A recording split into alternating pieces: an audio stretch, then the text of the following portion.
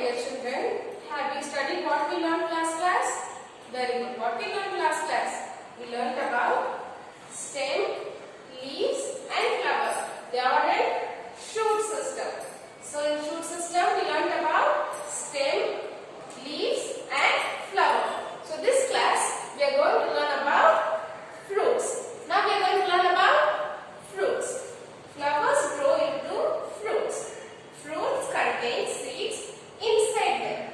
Some fruits such as mangoes have only one seed.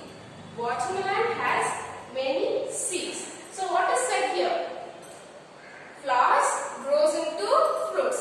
So flowers grows into fruits and this fruits contains the seeds inside it.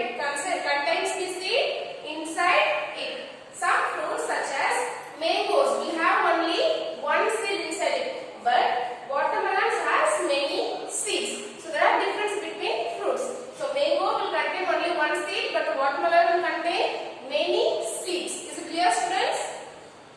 Fruits come in different sizes and shapes. So what is said here? That fruits contains different shapes and sizes. One will be in circle shape and one will be in oval shape. Whatever the shape, the fruits will differ. For example, banana, apple, guava, grapes and mango are examples of fruits. There are some examples given for you. They are all banana, apple, guava, grapes, mango. So here what you can see is banana is different in shape, apple is different in shape and guava is different in shape, which is a circle, and grapes is also shape is in circle, but the size is differs. So apple and guava will be little big and grapes will be smaller in size. So that's why we are saying different sizes and shapes. Is it clear, students? Very good. Now functions of fruits. What is the function of a fruit? Now we are going to see.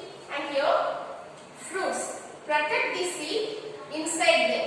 So the first major role of a fruit is it will protect the seed which is inside it. It will protect the seed which is inside it. They also help in the dispersal of seeds. They also helps in the dispersal of seeds. Most plants store the excess food in the fruits. Most plants, already we saw about excess food in stem, leaves, flowers. So now about fruit. So in fruits also the excess food is stored. So the excess food which is stored is called fruits. Most plants store the excess food in the fruits. That's why it is very sweet and you like the fruits. So this is clear. Functions of fruits is the first one, it protects the seeds and it helps in the dispersal of seeds. And last one is it stores the excess food in the fruit. Is it clear, students? Now we are going to see about types of fruits. Now we are going to see types of fruits. Fruits may be classified into three major groups. How many major groups? Three major groups. Simple, aggregate and multiple. What are they now? Simple, aggregate and multiple. Now we are going to see about simple fruits. A fruit formed from one ovary of a single flower is called a simple fruit. So single flower in that a single ovary, and this is called simple fruit. From a single ovary of a single plant, a fruit will be produced. This one is called simple fruit. Simple fruit may either be fleshy, it will be having lots of flesh in it, such as plums and peaches, or dry such as walnuts and hazelnuts. So what is said here? Simple fruits formed from the single ovary of a single flower. This is called simple fruit, and example is plums and peaches if it is fleshy, or if it is dry, walnuts and hazelnuts. Is it clear, students? The next one is aggregate fruits. Your next one is aggregate fruits. A fruit formed from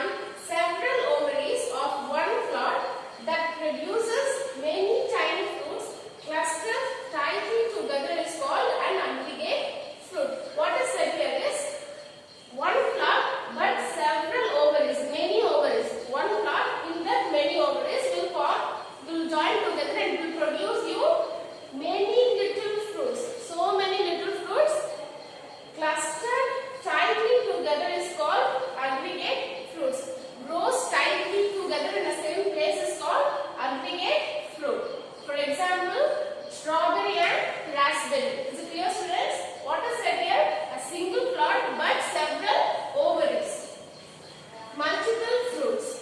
A fruit formed from the fusion of ovaries of a number of flowers which develop closely together to form one bigger fruit is called a multiple fruit. So here it is not a single flower and it is not a single ovary, but it will be a fusion, a combination of fusion means joining together. When more than two things joining together, that means many ovaries and number of flowers.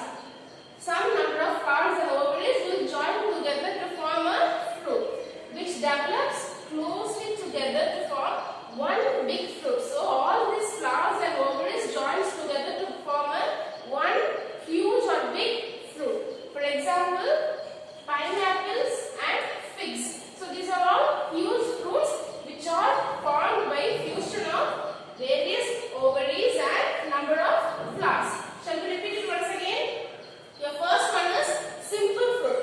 Simple fruit means single flower and single ovary. From it will be produced and it will be fleshy such as plums and peaches or dry such as walnuts and hazelnuts. When you go to aggregate fruits, single flower but several ovaries. Single flower but several ovaries. And it will be joined together so many tiny fruits which are clustered. Clustered means they will grow together. For example, strawberry and raspberry. And your last one is multiple fruits. They won't have single ovary or single flower. They will be having several ovaries and number of flowers and they will fuse together. The fusion process happens here and they develop closely together. Everything combines, they will fusion it and one single bigger fruit will be produced from this multiple fruit. For example, pineapples and figs. For example, pineapples and figs. So the three types are simple, aggregate and multiple. Is it clear, students? Now we are going to see about seeds. Seeds. We have learned that fruits protect the seeds within them. So we learned that fruits will protect them. What they will protect? They will protect the seeds. When the fruit ripen, they fall on the ground or eaten by birds and animals. So when the fruit is ripen, what happens? It will fall down or the birds and animals will eat it. The seeds get scattered on the ground or buried in the soil. So now what happens? If the bird is going to take the fruit, it will take it to some other place and she or he will eat it. After that, what is left over? The seed is left over. So now the seed is scattered. It went to another place and it is buried in the soil. Some seeds are very light and are carried away by wind to distant places. So if it is heavy like this, birds and animals will carry out it. But when some seeds are very light, that they will carried away by wind to distant places. This process of scattering of seeds away from the mother plant is called dispersal. So this process is called dispersal. That the seeds are scattered into some other place. This is called dispersal. Every seed contains a baby plant within. So every seed contains a baby plant inside it. This baby plant is called a embryo. This is called a embryo. This baby plant is called a embryo. When conditions are favorable, the embryo in the seed comes pushing out of the seed and grow into a new plant. So the condition, when the seed is okay, the soil is good, there is nutrients and minerals, the sunlight is there, everything is, the condition is favorable for the seed, what happens? The embryo in the seed comes out and pushes out from the seed and comes into a new plant. This process of a seed starting to grow into a new plant is known as germination. So from the seed, the embryo comes out and it gives you a new little plant. It's called germination. So first it will be like this, little much will come out the embryo and then it starts to grow and it will become into a new little plant. So this is called germination. This process is called germination. The little baby plant is called embryo. Is it clear, students? Functions of the seed. Now we are going to functions of the seed. Seeds give rise to new plants. Seeds contains the food for the embryo. Many seeds store the excess food in them. Seeds are very important source of food for human beings. Example, rice, wheat, oats and beans. So what is said here, students? First one, seed gives rise to a new plant. Next one, seed contains food for the embryo, which is need to grow into a new plant. Many seeds store the excess food in them. Many seeds store the excess food in them. Seeds are very important for us. Why? Because we eat it as a food. For example, rice, wheat, oats and beans. So dear friends, there are 3 points. The first one is seeds give rise to new plants. Seeds contains food for the embryo. Many seeds store the excess food in them, and seeds are very important for us. For example, rice, wheat, oats and beans. Now the lesson is over. We will see a over recap of this lesson. Parts of the plant and their function. There are 2 systems. The first one is root system and shoot system. Root system is classified into 2. Taproot, fibrous root. So they are classified into 2 types. But what is the function of root? Fixing, absorption, transportation, storage of food, prevention of soil erosion.